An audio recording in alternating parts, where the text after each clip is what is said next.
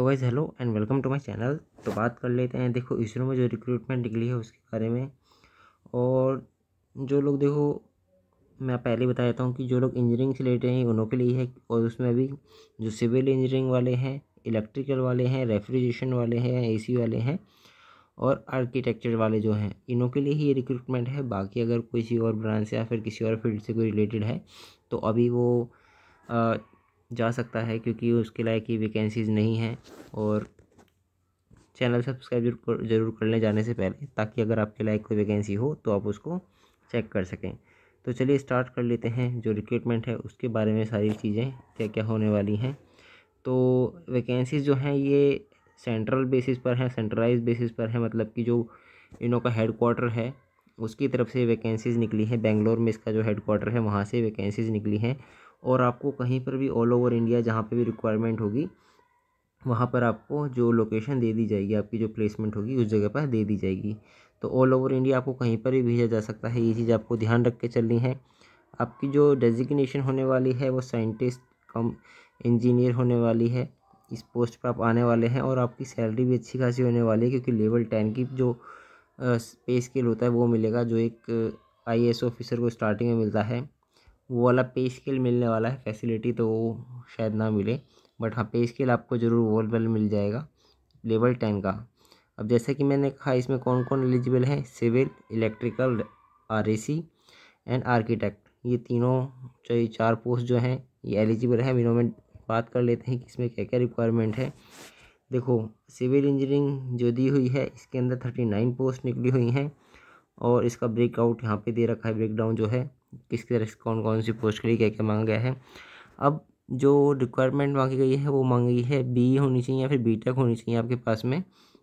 अगर परसेंटेज है तो 65%, नहीं तो फिर 6.84% आपका जो CGPA है वो होना चाहिए। दोनों में से कुछ भी होना चाहिए एक।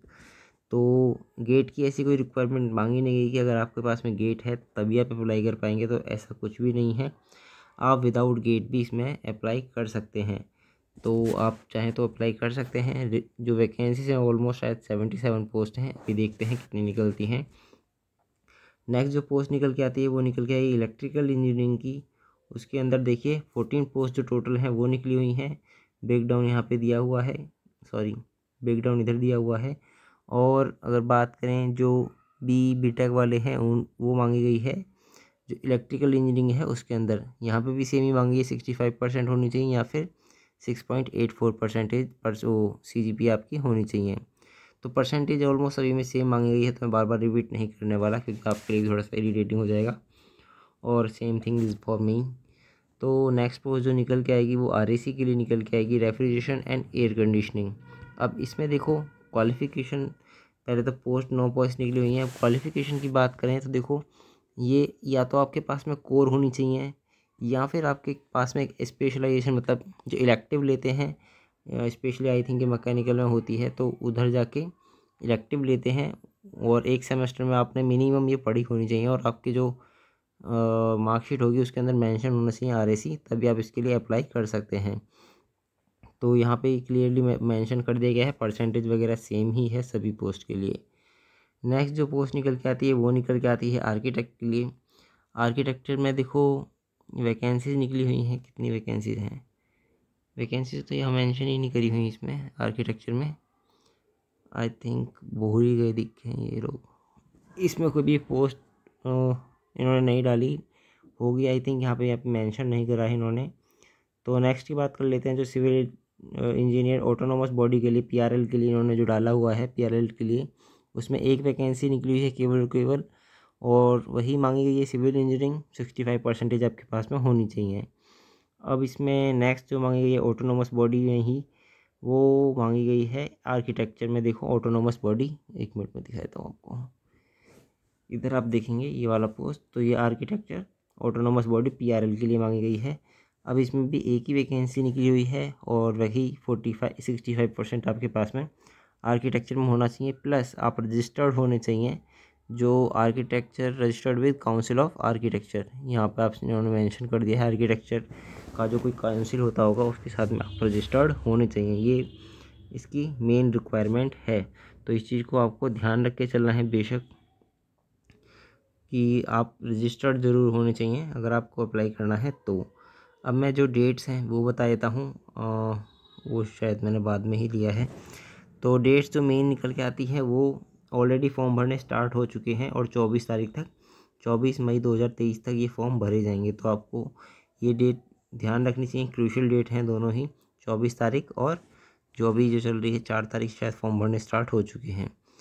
तो फॉर्म तो स्टार्ट हो चुके हैं भरने, तो आप चाहें तो अप्लाई कर सकते हैं। अब जो मेन चीज़ जो निकल के आती हैं वो मैंने आपको बता दी है। फ़ीस भी है, फ़ीस आगे देखते हैं फ़ीस कैसे है। अब आपको अप्लाई कैसे करना है, एप्लीकेशन आपको और ऑनलाइन ही देनी है। देखो यहाँ पे मेंशन कर दिया गया है केवल और केवल ऑनलाइन जो फॉर्म है वही अप्लाई करे जाएंगे, और इसमें आपको कोई भी डॉक्यूमेंट्स वगैरह अपलोड नहीं करने, केवल और केवल जो फ़ोटो है और जो सिग्नेचर है, ये दो ही चीज़ आपको इसमें अपलोड करनी है, फ़ोटो एंड सिग्नेचर। ये दो चीज़ आपको अपलोड करनी है इसके अंदर। इसके अलावा और कोई डॉक्यूमेंट इसमें भी मांगा नहीं गया है। हाँ, आपके मार्क्स वगैरह ज़रूर इसमें पूछे जाएंगे डिटेल में, तो आपको वो देने पड़ेंगे। Application that are not confirmly, देखो जो एप्लीकेशन फ़ीस नहीं भरी जाएगी, कंफर्म नहीं करा जाएगा, या फिर जिनों की जो क्वालिफ़िकेशन है वो डिफरेंट होगी, वो सभी जो फॉर्म होंगे वो रिजेक्ट कर दिए जाएंगे और उन्हों को नहीं बुलाया जाएगा जो एग्ज़ाम है उसके लिए। तो आपको देख के भरना है फॉर्म अपना, आप एलिजिबल हैं तभी अप्लाई करें। और जो लोग सेंट्रल गवर्नमेंट वगैरह में हैं उन्हों को अपना मतलब गवर्नमेंट जॉब में है या PSU में, उनको अपना NOC का सर्टिफिकेट भी इसमें लगाना पड़ेगा। तो ये आपकी डिपार्टमेंट की तरफ से ही आपको इशू करा जाएगा, तो तभी आप अप्लाई कर पाएंगे। अब बात कर लेते हैं फ़ीस की। फ़ीस कितने रुपीज़ है, तो फ़ीस है 250 rupees.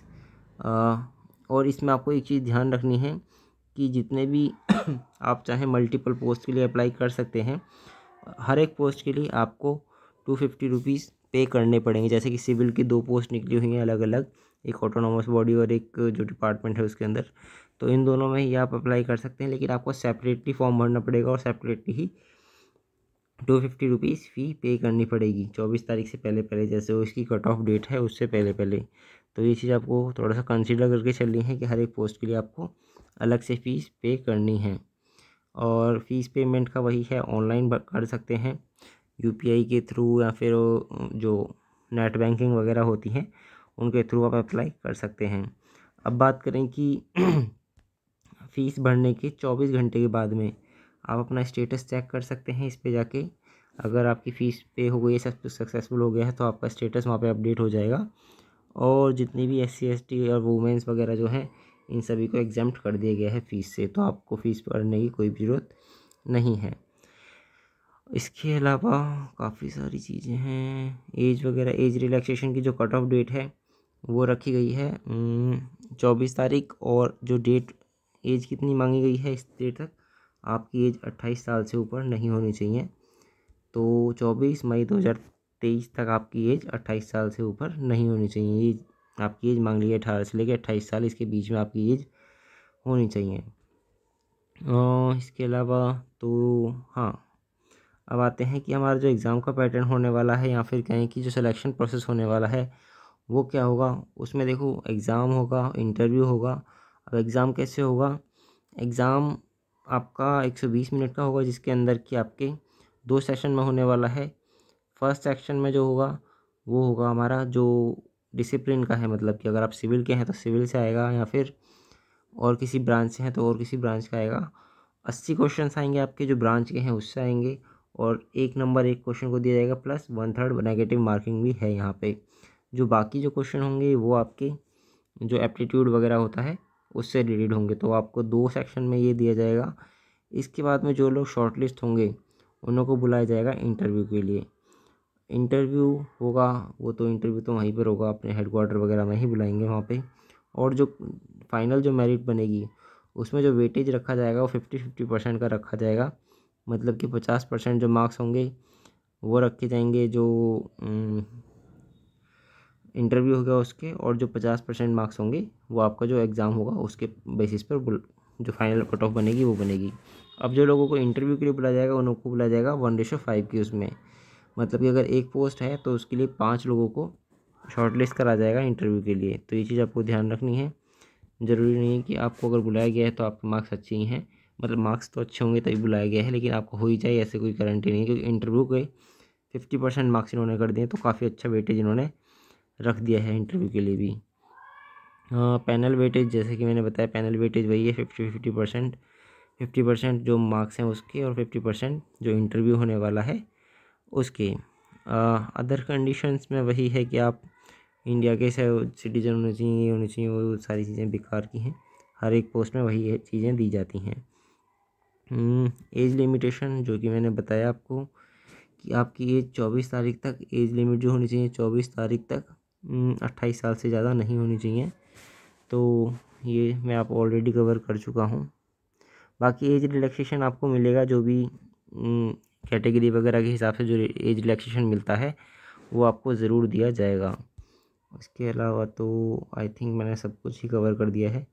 Registration number which is carefully, अच्छा आपका जो रजिस्ट्रेशन नंबर होगा ईमेल आईडी वगैरह पे जो आएगा वो आपको थोड़ा संभाल के रखना है जब तक आपका प्रोसेस ख़त्म नहीं हो जाता एग्जामिनेशन का, क्योंकि सारी जो डीलिंग होगी वो इसी चीज़ से होगी, और आपका ईमेल आईडी एक्टिव होना रहना चाहिए इस टाइम तक, क्योंकि जितना भी ईमेलिंग या फिर जो भी आपको उससे कॉन्टैक्ट का काम होगा वो आपके ईमेल के थ्रू ही करा जाएगा।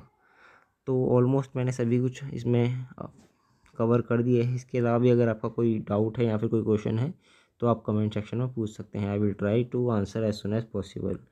तो ये छोटी सी अपडेट थी।